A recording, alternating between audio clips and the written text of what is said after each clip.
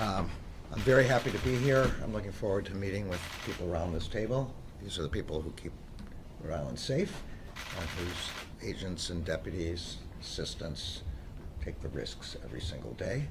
And I could not be more grateful, and I could not be more grateful for the partnership that's reflected here. And I'm interested in seeing additional facts, learning more about how this is working out here. Also grateful to have a chance to recognize the terrific work of your office. This office is the face of the Justice Department in Rhode Island. When people in the state look to what the Justice Department is doing, they look to this office. And I have been consistently impressed with the work that the office does. That work and the work of our federal, state, and local law enforcement partners makes an enormous difference and has been protecting the people of Rhode Island. 3.5 years ago, the Justice Department launched an ambitious strategy to fight the sharp spike in violent crime that took place during the pandemic. We focused our efforts on the most powerful tool we have, which is reflected right here, our partnerships with federal, state, and local law enforcement. And then we fortified those partnerships with grants from our grant-making components and by bringing to bear the new technological tools we have that help us identify the principal drivers of violent crime, the repeat shooters, the crews and gangs that are causing the most mayhem in our communities. Today, we know that work is paying off.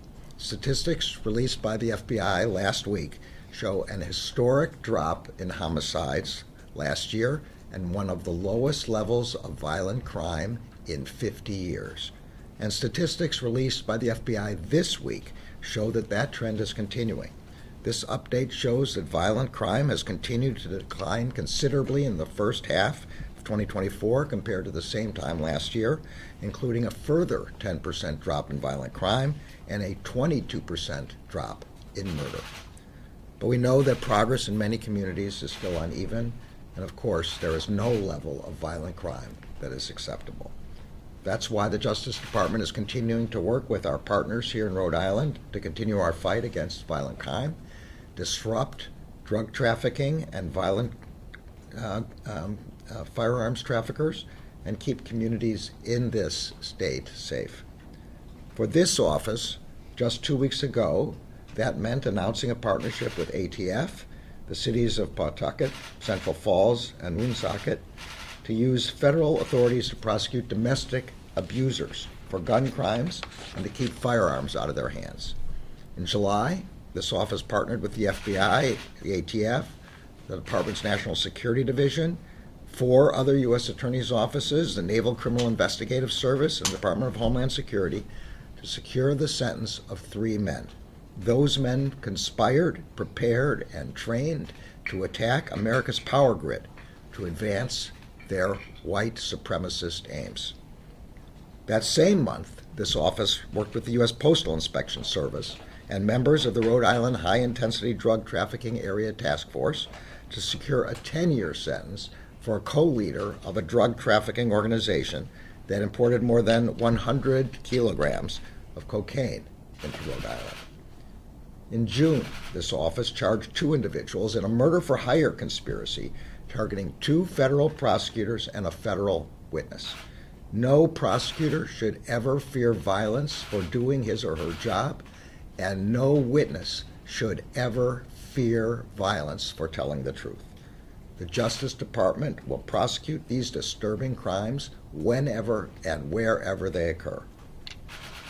Earlier this spring, working with the Rhode Island Drug Task Force, comprised of 11 federal, state, and local law enforcement agencies, this office secured a 10-year sentence for a man who led a fentanyl trafficking conspiracy that possessed and distributed enough fentanyl to create more than 2 million fatal doses.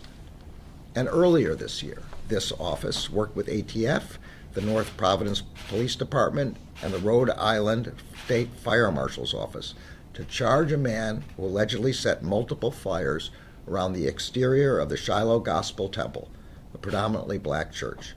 We are grateful to the North Providence Police Department, whose swift action prevented catastrophic damage to the church.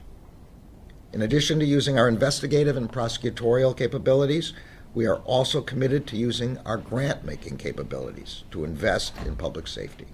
So far this year, the department has awarded more than $23 million in grants to Rhode Island.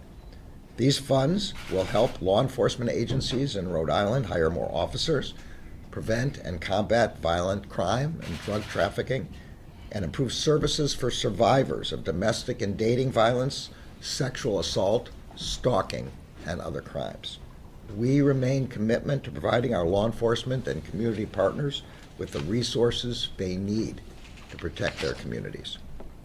These examples I've shared are just a glimpse of the extraordinary work that your office has done every day to protect people in Rhode Island, to fulfill the Justice Department's mission to ensure the rule of law, to keep our communities safe, and to protect civil rights. Just recently, the latter included the department's efforts to monitor compliance with federal voting rights laws in Pawtucket. Last month, thanks to the work of this office and the Civil Rights Division, we announced that federal observers would be assigned to monitor the September 10th primary in Pawtucket for compliance with the Voting Rights Act.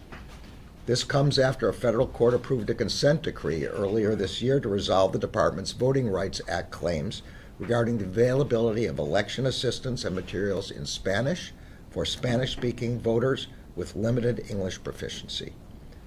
In the weeks ahead, the department will release additional information about efforts to monitor for compliance with federal civil rights laws in elections in communities across the country.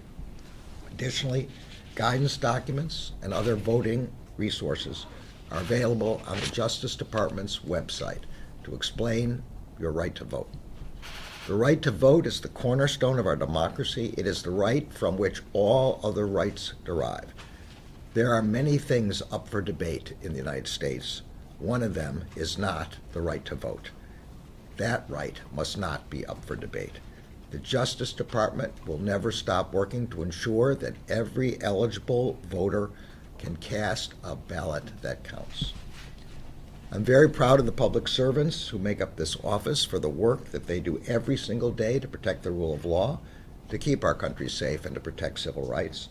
And I am equally proud of the relationships that they've developed with the people around this table. Those partnerships are the essence of the way in which we keep our communities safe. Thank you all very much, and I look forward to beginning our meeting. Thank you.